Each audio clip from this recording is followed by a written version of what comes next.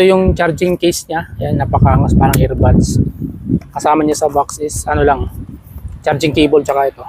Dito nyo na i-charge yung ano. Kumusta yung sounds niya?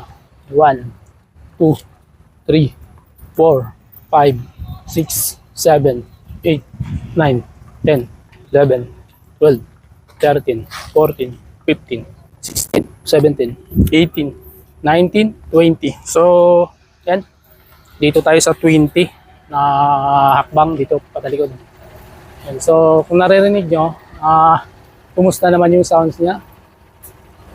Sa halagang 600 o 500 plus nga lang to. Tingnan nyo na lang kung may kasamang shipping fee pa sa inyo. Bahala na kayo mag-judge kung ano, kung pwede ba to sa inyo o kung nagtitipid kayo. Ayan.